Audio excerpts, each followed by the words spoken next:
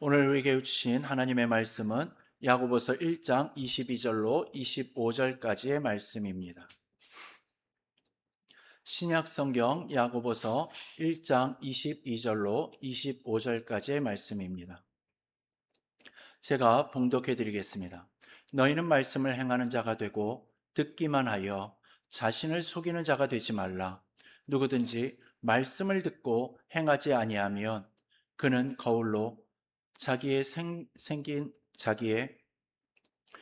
얼굴을 보는 사람과 같아서 제 자신을 보고 가서 그 모습이 어떠했는지를 곧 잊어버리거니와 자유롭게 하는 온전한 율법을 들여다보고 있는 자는 듣고 잊어버린 자가 아니요 실천하는 자니 이 사람은 그 행하는 일에 복을 받으리라. 아멘. 이 말씀은 살아계신 하나님의 말씀입니다. 기도하겠습니다. 하나님 아버지, 이 시간 주님의 말씀을 듣기를 원합니다. 우리들의 듣는 마음을 열어주시고 주님께서 그 말씀을 마음속에 새겨 주시옵소서. 실천하게 하시고 그 말씀을 행하는 자가 되게 하시고 주님의 뜻을 이루는 자가 될 수 있도록 이 시간 역사하시고 주장하여 주시옵소서. 모든 시간 주님께서 말씀하여 주실 줄로 믿사오며 예수 그리스도의 이름으로 기도드리옵나이다. 아멘.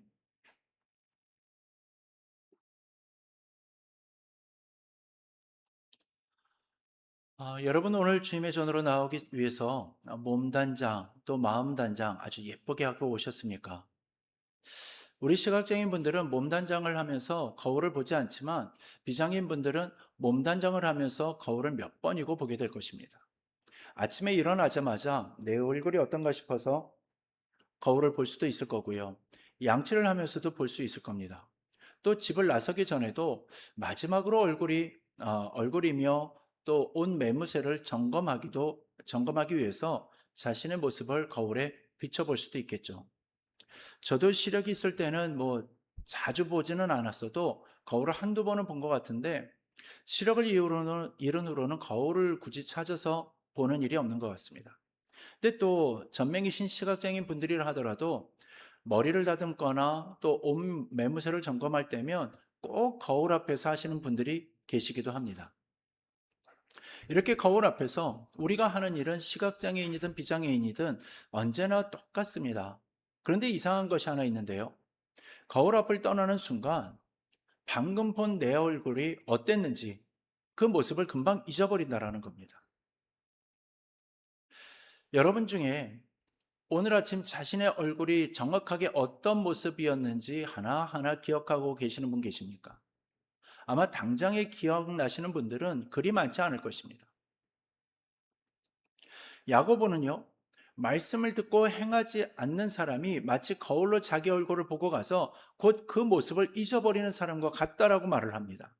근데 그 앞선 22절에서는요, 더 무거운 말을 먼저 합니다. 말씀을 듣기만 하고 행하지 않는 것은 단순히 게으른 것이 아니라 자기 자신을 속이는 일이라고 말이죠. 야고보서의 저자 이 야고보는요, 예수님의 동생입니다. 그러기에 3년여 동안 예수님과 함께 생활했던 제자들보다 예수님에 대해서 더 많이 알고 있었을 것입니다. 물론 가까이서 봤던 것이 예수님을 향한 믿음의 방해가 되긴 했지만 부활하신 예수님을 만난 이후로는요, 영향력 있는 사도가 되어서 예루살렘 교회의 기둥이 되었습니다.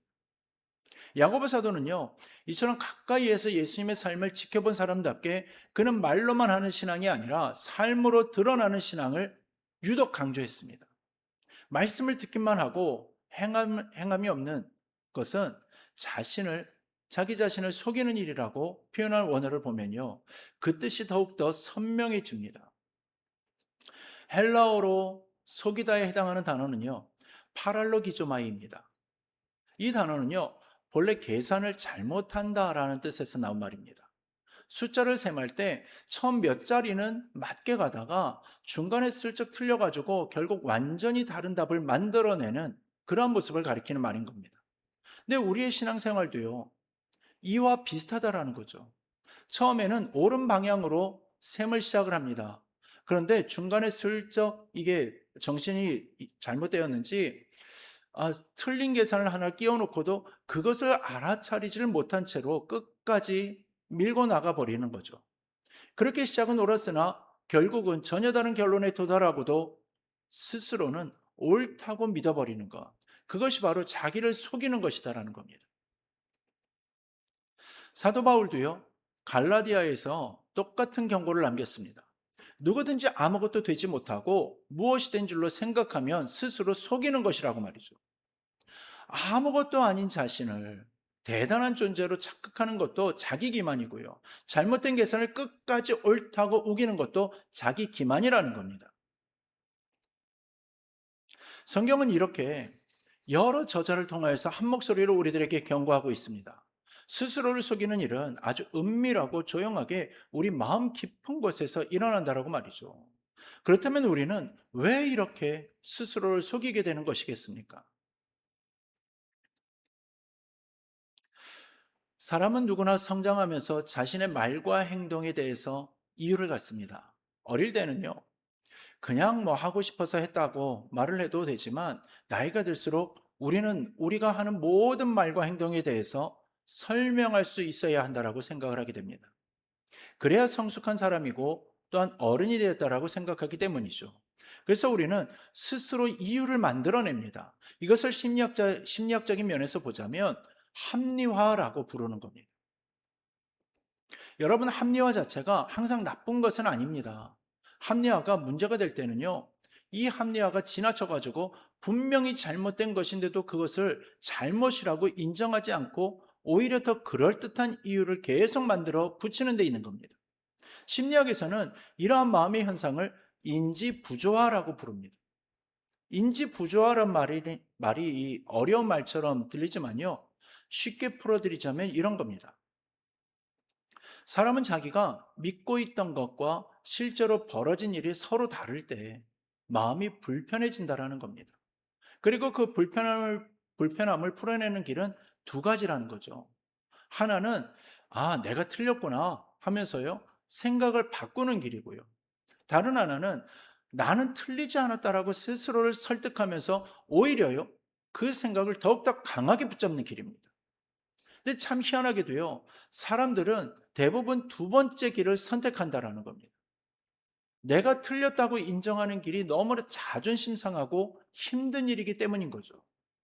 예를 들어 한번 들어볼까요?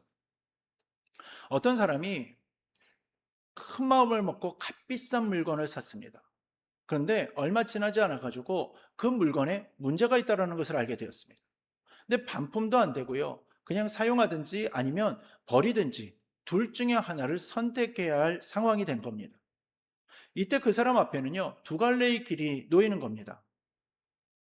내가 잘못 골랐구나 하고선 인정을 하고 다음에는 더 신중하게 알아봐야 되겠다, 이렇게 생각을 하는 것 하나 하고요, 내가 잘못 고른 게 아니야, 이 정도의 문제는 다른 물건에도 다 문제가 있고 더 문제가 많은 물건도 있어. 그러니까 이 물건은 그래도 괜찮은 물건이야, 나는 후회하지 않아 하면서 스스로 긍정 필터를 돌리면서 계속 자신을 설득 내지는 쇠뇌시키는 겁니다. 여러분들이 이러한 경우라면 어떤 선택을 하시겠습니까?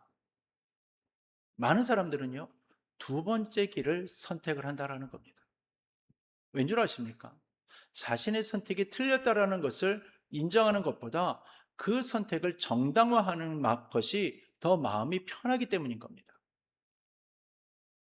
한 가지 더 예를 들어보겠습니다.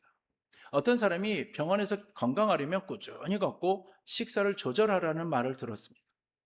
처음에는요, 그 말이 다 맞습니다 라면서 고개를 끄덕끄덕 했습니다. 근데 다음날이 되니까 오늘은 너무 피곤하니까 내일부터 해야 되겠어 라고 생각을 합니다. 그리고 그 내일은 좀처럼 오지 않죠. 시간이 흐르면서 그 사람은 이렇게 생각을 하기 시작을 하는 겁니다. 꼭 그렇게까지 하지 않아도 괜찮을 거야. 사람마다 체질이 다른데 뭐. 처음에는 의사 말이 옳다고 인정했던 사람이 어느새 자신의 게으름을 정당화하는 새로운 이유를 만들어낸 것입니다. 여러분, 이 마음의 원리는 신앙생활 가운데에도 똑같이 적용이 되어지는 겁니다. 말씀을 듣다가 내 삶에 고쳐야 할 부분이 보일 때가 있을 겁니다. 그 순간 우리들의 마음은 불편해집니다. 그리고 그 불편함을 풀기 위해서 우리는 이렇게 생각을 합니다. 나는 그래도 이 정도면 괜찮은 신앙이야. 저 말씀은 나보다 더 심한 사람들에게 하시는 말씀일 거야. 나는 예배도 빠지지 않고 계속해서 출석하고 있잖아.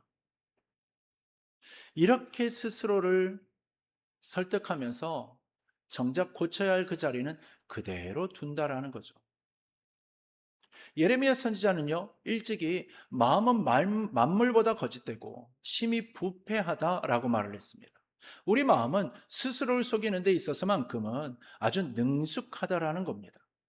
누구보다 나 자신에게 그럴듯한 변명을 만들어주는 존재가 바로 나 자신이라는 거죠. 야고보가 오늘 본문에서 말을 하는 자기를 속이는 것이 바로 이러한 말인 겁니다. 말씀을 듣고 마음이 불편해지고도 그 불편함을 회개로 가져가지 않고 합리화로 덮어버리는 것. 말씀 앞에서 이 합리화의 길을 계속 선택한다면 우리는 아무리 예배당에 앉아 있어도 결코 변하지 않는 사람으로 남게 되고 말 것입니다.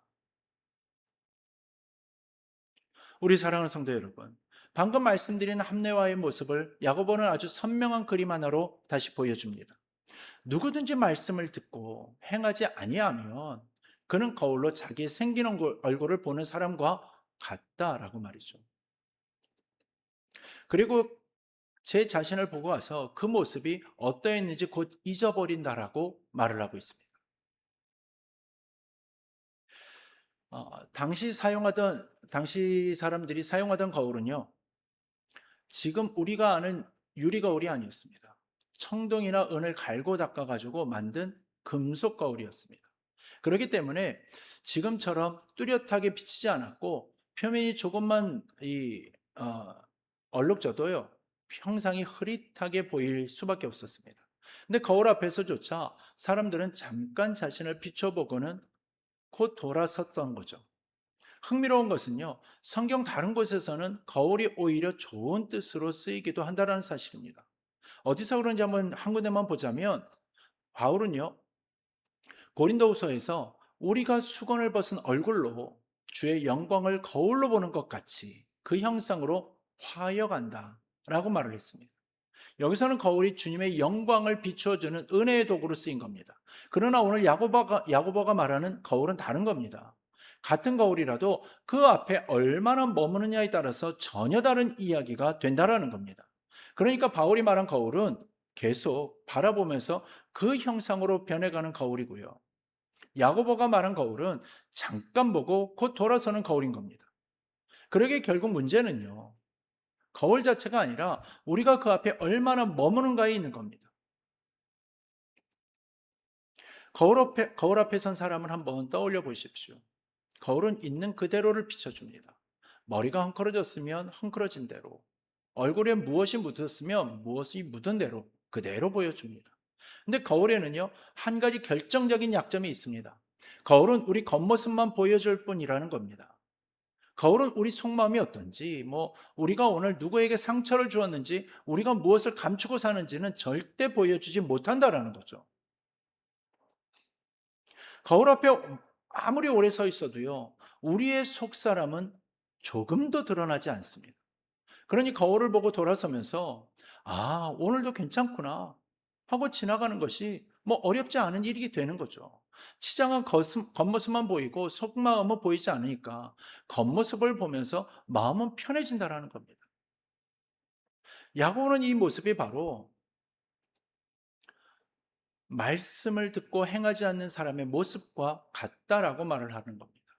말씀을 듣는 그 순간에는 은혜롭습니다.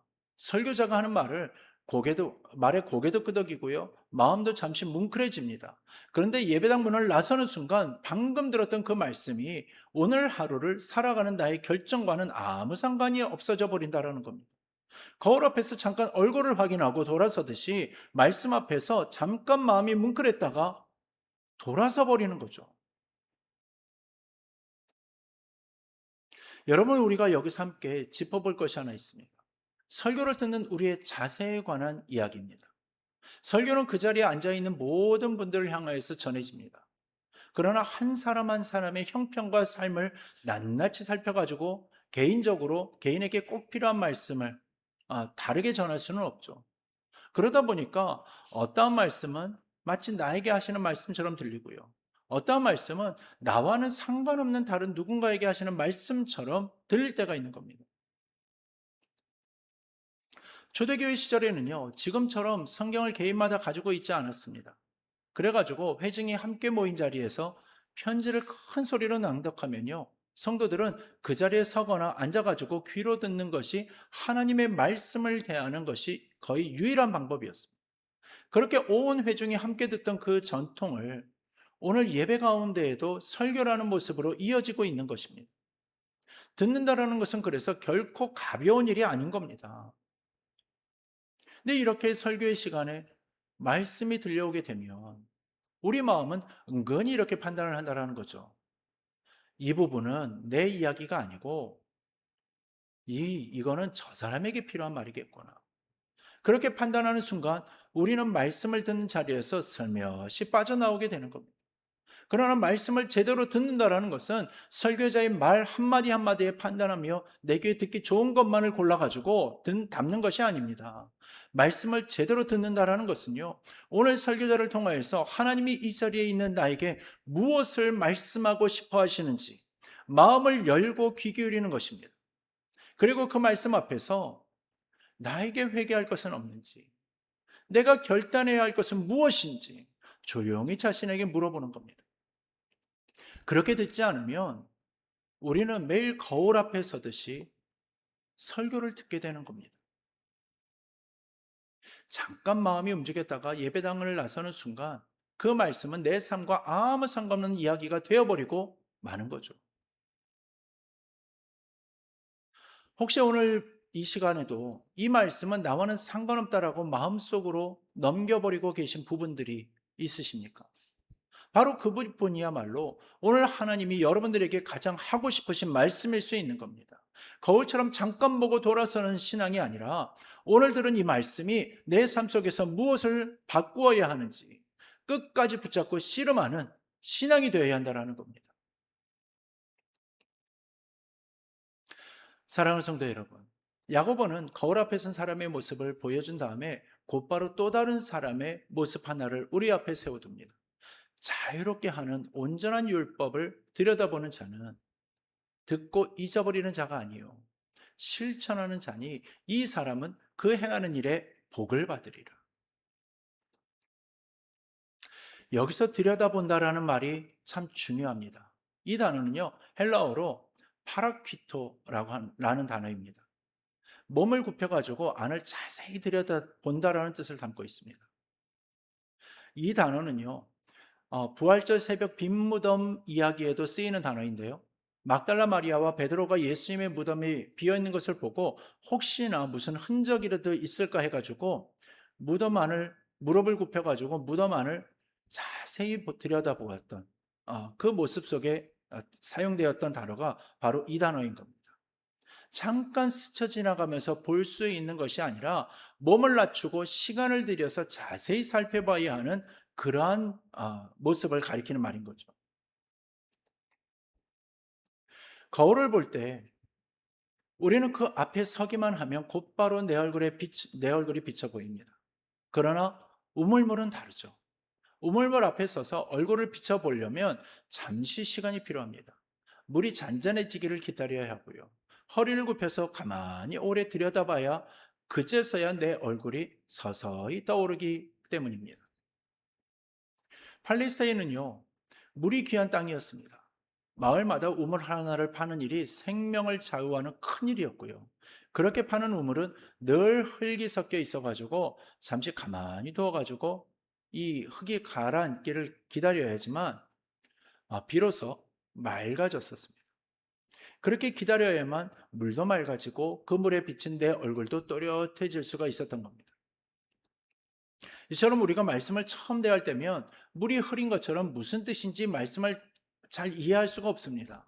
그러나 물이 잔잔해질 때까지 기다리는 것처럼 말씀이 내 마음에 들어오고 무슨 뜻인지가 이해가 될 때까지 계속해서 말씀을 보고 또 보고요. 그리고 계속해서 말씀을 묵상하고 곱씹다 보면 잔잔해지는 우물에 자신의 얼굴이 비춰지듯이요. 성경에서 내게 하시는 말씀이 들려오고 이해되기 시작하는 겁니다. 요한복음에서 예수님은요, 내가 주는 물을 마시는 자는 영원히 목마르지 아니하리니 내가 주는 물은 그 속에서 솟아나는 샘물이 되리라 라고 말씀하셨습니다. 같은 우물이라도 사람의 손으로 길어야 하는 우물이 있고 그 안에서 스스로 솟아나는 샘물이 있는 겁니다. 이처럼 말씀 앞에 오래 머무는 사람에게는 그 말씀이 단지 들여다봐야 할 대상에서 그치지 않고요. 그 사람 안에서 솟아나는 영원히 목마르지 않는 샘물이 되는 겁니다. 거울과 우물은요, 둘 다 나를 비춰준다라는 점에서는 같습니다. 그러나 거울은 스치기만 해도 겉모습을 보여주는 반면 우물은 시간을 들여다봐야만 내 모습을 보여줍니다. 야고보가 오늘 이 두 그림을 나란히 세워둔 이유가 여기에 있는 겁니다. 말씀을 듣는 것 자체가 문제가 아닙니다. 그 말씀 앞에 내가 얼마나 오래 머무느냐가 신앙의 진짜 차이를 만들어내는 겁니다. 거울처럼 잠깐 스쳐 지나가면 겉모습만 확인하고 끝나지만요. 우물처럼 오래 들여다보면 그동안 보이지 않던 내 속사람이 서서히 떠오르게 되는 겁니다. 그리고 그 속사람이 보일 때에 비로소 우리는 진짜 고쳐야 할 것이 무엇인지 알게 되는 거죠. 시편 기자는 오직 여호와의 율법을 즐거워하여 그 율법을 주야로 묵상했다라고 이야기했습니다. 주야로 묵상한다라는 것이 무슨 뜻입니까? 하루 한 번 스치듯이 읽는 것이 아니라 그 말씀을 마음에 품고 하루 종일 곱씹는다는 뜻인 겁니다. 저는 이 말씀을 묵상하면서 우리 삼성교회에서 행해지고 있는 새벽 경건회를 떠올리게 되었습니다.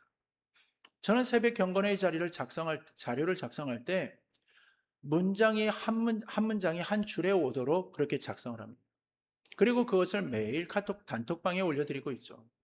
여러 문장이 한 줄로 이어져 있으면요, 우리 시각장애인 성도님들이 보이스오버나 톡백으로 들으실 때 문장과 문장이 연속되어서 내용 파악에 어려움이 생길까봐 꼭 한 줄에 한 문장씩을 배치를 하고 있는 겁니다. 이렇게 하면 한 줄씩 멈추어 서서 그 말씀을 마음에 담아 보실 수가 있으리라 생각을 했던 거죠. 그리고 그 끝에 생각하기라는 이 자리를 마련해 두었습니다. 생각하기를 통해서 묵상한 것을 가지고 삶의 자리로 적용해 보라라는 거죠. 그런데 최근에 이 부분을 다시금 돌아보게 되었습니다. 혹시 우리가 새벽 경건의 본문을 열어서 처음부터 끝까지 한 번에 쭉 읽어 내려가고 그것으로 오늘 할 일을 다 했다라고 여기고 있지는 않은가 하는 마음인 겁니다. 그렇게 되면 한 줄 한 줄 나누어 드린 그 의도와는 다르게 마치 거울을 한번 스치듯이 보고 지나가는 그런 모습이 되어버리고 마는 거죠. 지금까지 새벽마다 아멘으로 함께 화답해 오신 것 자체는 얼마나 귀한 걸음인지 모릅니다. 바쁜 하루를 시작하는 그 새벽에 말씀 앞에 나와주신 것만으로도 이미 소중한 순정이라고 저는 생각을 합니다. 그러나 사랑하는 성도 여러분, 이제 우리가 여기서 한 걸음 더 나아가면 얼마나 좋겠냐는 겁니다. 한 줄을 읽으신 뒤에 잠시 멈춰 서 보십시오. 오늘 이 한 문장이 내 삶의 어느 자리와 맞닿아 있는지 가만히 들여다보는 겁니다. 그리고 생각하기에 이르러서는 짧게라도 내 마음에 떠오른 것을 적어보시고 그것을 나눌 수 있다면 얼마나 좋겠냐라는 거죠. 이것이 처음에는요, 무척이나 힘들 수가 있습니다. 그러나 이것도 신앙의 성숙을 위하여서 훈련이라 여기면서 더 말씀을 오래 대하고 더 깊이 묵상하게 된다면 그것이 바로 우물물을 들여다보는 모습이 되는 거고요. 그 한 문장 한 문장 앞에 오래 머무를 때 우리는 아멘으로 끝내는 화답을 넘어서서 서로의 고백 속에서 서로를 도전하고 또 서로에게 은혜를 나눠주는 진짜 신앙 공동체로 자라가게 될 것입니다.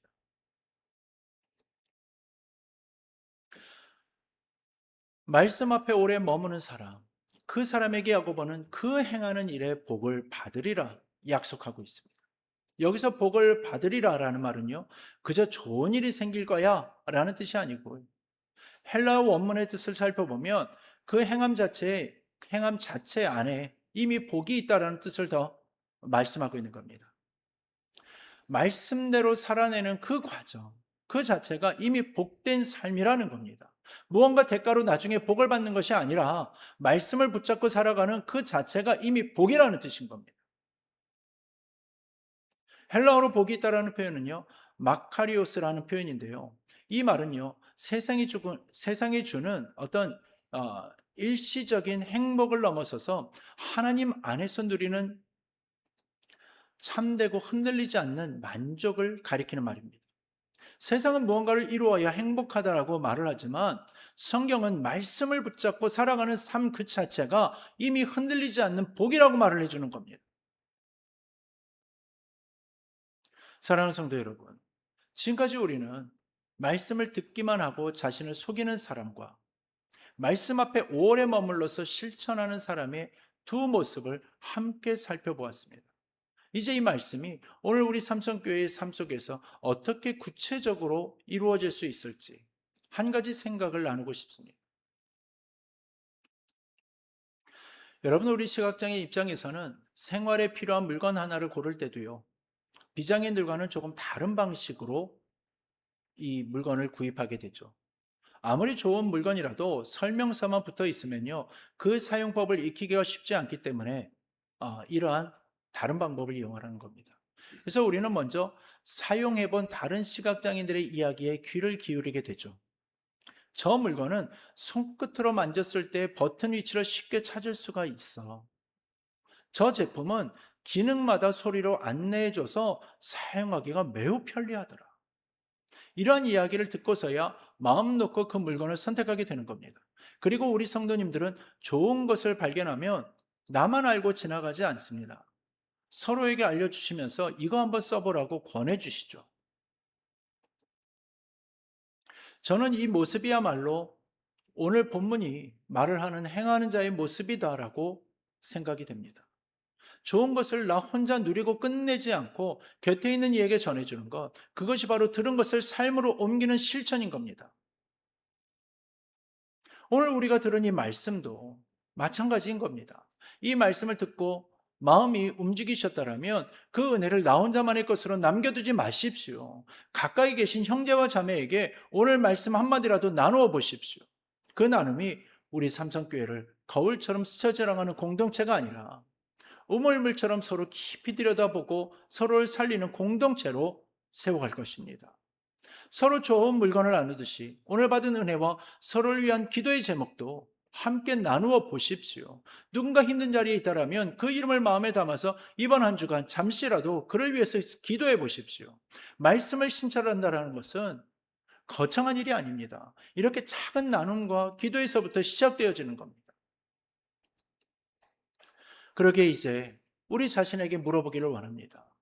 나는 지금까지의 말씀 앞에서 거울을 보듯 살아왔는가? 아니면 우물물을 들여다보듯 살아왔는가? 오늘 이후로 내 삶의 어느 한 자리에서라도 들은 말씀을 실제로 옮겨보겠다고 결단하는 시간이 되기를 바랍니다. 그것이 참된 신앙인의 모습이고 그것이 주님을 사모하는 영혼의 삶입니다. 오늘 우리 모두가 말씀에 더 오래 그리고 더 깊이 대하시고 말씀이 실천되어지는 삶을 이루심으로써 진정한 천국의 복을 누리실 수 있기를 주님의 이름으로 축원합니다.